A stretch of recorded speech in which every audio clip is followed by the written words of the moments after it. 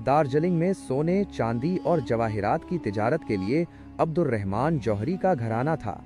शहर के सदरे बाजार में सबसे बड़ी दुकान इस फर्म की थी। बैरूनी मुमालिक से दरआमद बरआमद की कुलीद भी उन्हीं लोगों के हाथ में थी। मोहम्मद अमीन अब्दुर्रहमान चौधरी का इकलौता बेटा था। दौलत व इमारत की छाँव में उसने आंख खोली थी, इसलिए इंतहाई नाज़ो नेम के साथ परवरिश हुई।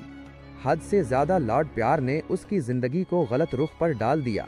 हाथ में पैसों की कमी नहीं थी। जल्द ही उसके दोस्तों का एक हल्का तैयार हो गया। बुरी सोहबतों का असर उसकी ज़िंदगी पर बहुत तेज़ी से पड़ना शुरू हो गया। यहाँ तक कि शहर के ओबाशों, आवारों और बदकमाश लोगों की भीड़ हर वक्त उसके गिर्द जमा रहने लगी। बहुत सारी बुरी आदतों के अलावा जोए की मनहूस आदत उसके गले का फंदा बन गई। घर की दौलत इस निशाने पर सिर्फ होती रही।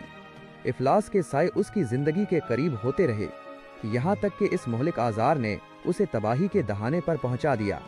बुजुर्गों की फरमाइश पर सैकड़ों बार उसने गौर किया, लेकिन गारत गिर साथियों की बज़्म में पहुंचकर हर बार उसकी तवज्जो टूट गई।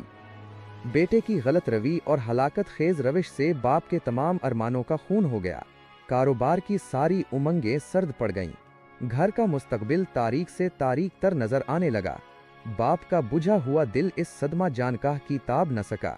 जिगर का खून सूखने लगा, रगों की आग सर्द पड़ने लगी और देखते ही देखते आंखों की नींद, चेहरे की शादाबी और जिस्म की तवानाई ज़ाइल हो गई। अब बाप आलीशान मुस्नद पर नहीं, बल्कि बिस्तरी अलालत पर फरिश था। इलाज पर लाखों रुपए पानी की तरह बहा दिए गए, लेकिन खोई हुई सेहत वापस न आ सकी। जिस्म का रोग हो तो इलाज हो सकता है, लेकिन बीमार दिल का क्या इलाज हो? सारे मुआलिजों ने जवाब दे दिया। रात गहरी हो चुकी थी। सारे शहर पर एक गहरी खामोशी छाई हुई थी। बाप की हालत आज बहुत ज्यादा खराब थी। मिनट मिनट पर बेहोशी तारी हो रही थी। सारे खानदान के लोग सरहाने जमा थे। आमीन भी सर झुकाए एक तरफ बैठा था। थोड़ी देर बाद बाप को जरा सा सुकून हुआ। आंख खोलकर उसने इशारे से आमीन को अपने करीब बुलाया और आबदीदा होकर बमुश्किल तमाम ये चंद अल्फाज कहे। बेटा, अब मेरी जिंदगी का चिराग बुझ रहा है। चंद ही लम्हे बाद में हमेशा के लिए तुमसे जुदा हो जाऊंगा। हजारों ख्वाहिशों के साथ ख्वाजा हिंद के दरबार से मैंने भीख मांगी थी।